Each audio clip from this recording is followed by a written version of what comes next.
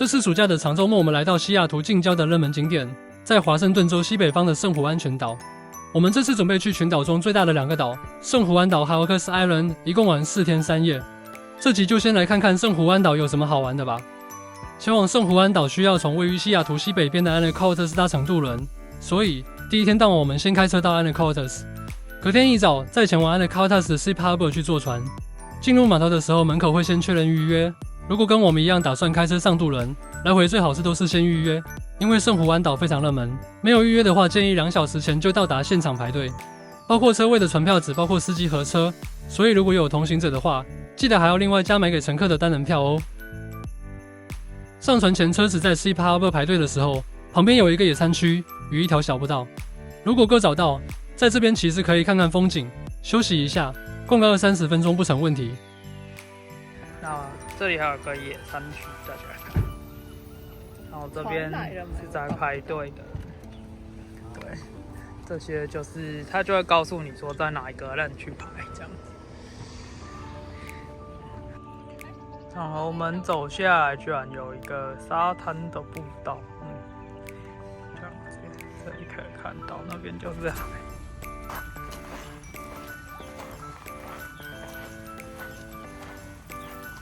第一次坐华盛顿渡轮，觉得还蛮新鲜的。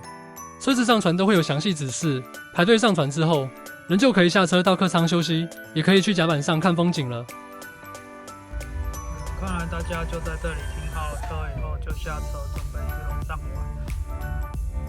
玩。前往圣胡安岛的航线有分直达和非直达，我们搭乘的直达船班，表定时间只需要1个多小时船程。如果是非直达的船班，中途则会停 Lopez Island 和 Ocas Island 等其他岛屿。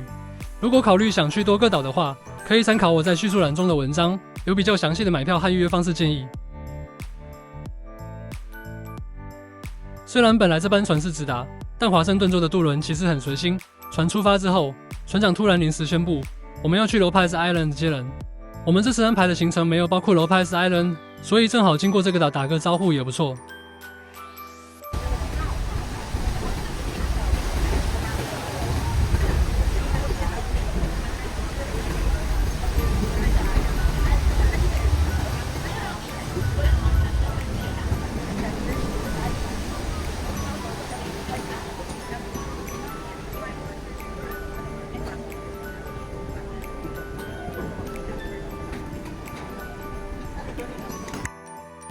实际延误时间不长，总共延误6分钟，就顺利到达圣胡安岛的 Friday Harbor。Friday Harbor 这里是下船的地方，也是整个圣胡安岛上最大的镇，绝大多数归业游客吃饭住宿都在这。圣胡安岛最热闹的地方集中在码头边，大部分的餐厅也都集中在这里。我们来的周6早上正好有农夫市场，所以第一站就来这看看有哪些好逛好吃的。好了，我们现在来到这就是 Friday Harbor 的 Farmers Market， 这里有卖 Momo， 还有表演音乐。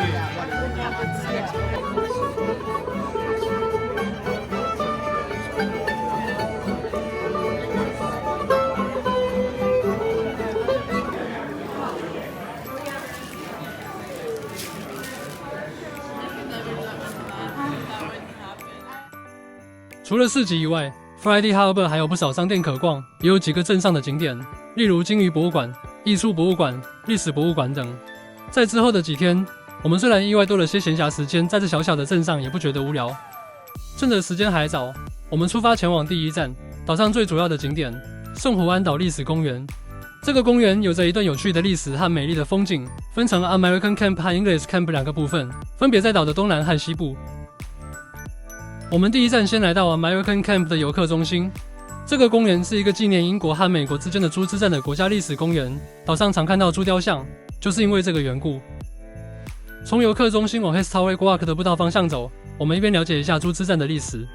19世纪的时候，英国在太平洋仍有势力，和美国之间在太平洋西北，也就是圣胡安岛这里是有边界争议的。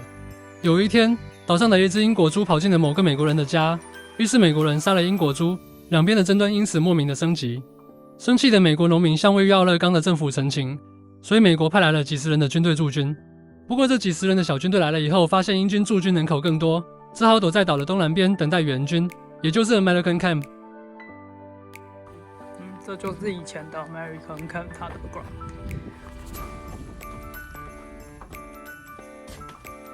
那我现在走到了这个 Officers Quarter 上面，大家可以看到，就是如果我觉得沿着围篱这一圈继续走，就是走完 History Walk， 那这是比较短的一圈。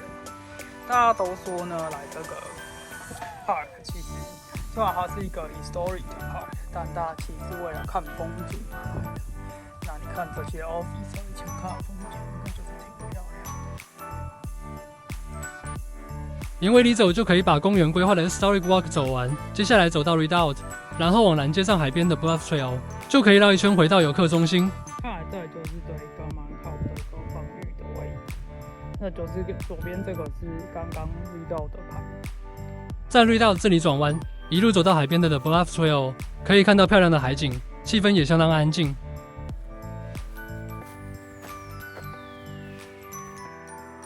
那猪之战后来怎么样了呢？其实美军一开始派来的人太少，所以后来又找来了援军，有更高级的指挥官，带来了大批军队。不过人来到这里之后，指挥官发现竟然为了一只猪要准备跟英国开战，非常生气。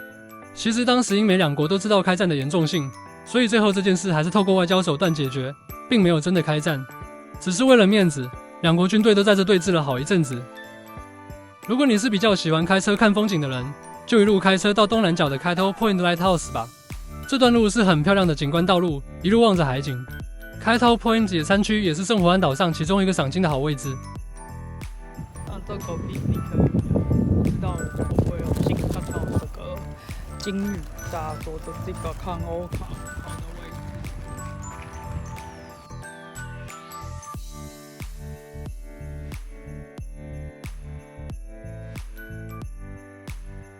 圣胡安岛是个海岛，岛上当然也有沙滩。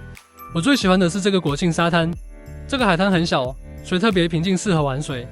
以前美军就在这里放烟火庆祝美国国庆。当年虽然是两军对峙，在岛上待久了，美军和英军其实许多人的私交都不错，过节时也会去对方的庆祝活动玩。接下来我们前往国家历史公园的另外一个部分，圣胡安岛西北边的 English Camp， 这是英国当年在此驻军时的军营，有留下比较多的古迹建筑。最引人注目的大概是现代人维持的很好的英式花园，从上山的步道上可以很清楚的看到它。在一片感觉很原始的军营中出现一个漂亮花园，感觉还真有点奇怪。其实这花园原本只是军队种菜的菜园，只是因为当时有个指挥官，怕被派到离家这么远的地方，太太生活太无聊，所以改为花园，让老婆可以怡情养性。过了英式花园的空地就是英军的操场，周围留下了蛮多栋历史建筑，包括 Blockhouse、医院、商店等等。英国人在此驻军不过12年，还是让人觉得当年英国人感觉讲究得多。English Camp 不远处有个国家历史公园的 Young Hill 步道，步道经过英军墓园，埋葬了在岛上过世的5位英国人。爬到 Young Hill 山顶上，可以看到圣胡安岛全景。我们现在走进来就是要到 English Camp 的 Cemetery， 现在就是那个白篱笆围墙的地方，小小的。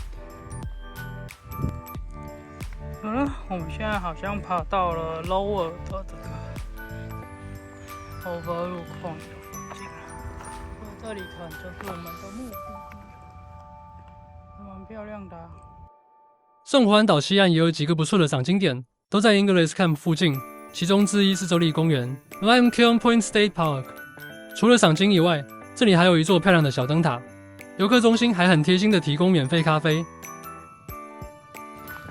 好了，那我们现在从它的那个小游客中心走出来，前面这条它说走0.1 迈就可以到 Whale Watching Point， 然后这里就是 Whale Watching Point。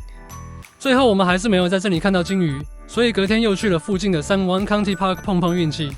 如果有想要在圣胡安岛上露营的话，San Juan County Park 这里的营地就是你唯一的选择。当然，不露营也是可以来的。County Park 在海边的野餐区，是岛上最棒的赏金点之一，有着一片让人很舒服的海景。原本我们以为只是 County Park， 来了以后，我个人认为是整个圣胡安岛上海景最漂亮的地方，成了我们最爱的景点。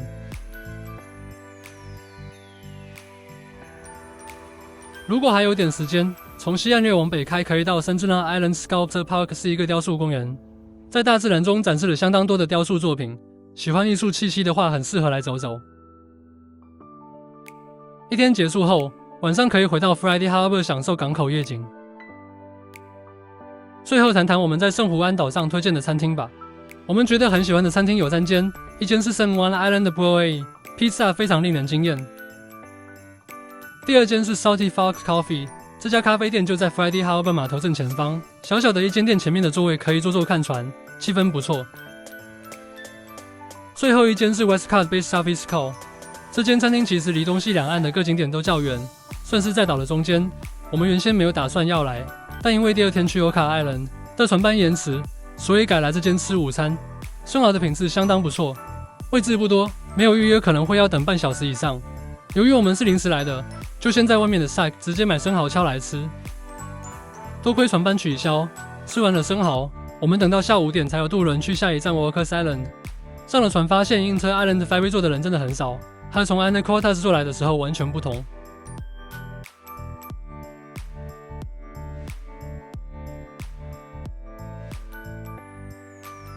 更多心得和相关连结，我们放在叙述栏中供大家参考。如果喜欢我们的影片，欢迎订阅时空旅人杂技的 YouTube 频道哦。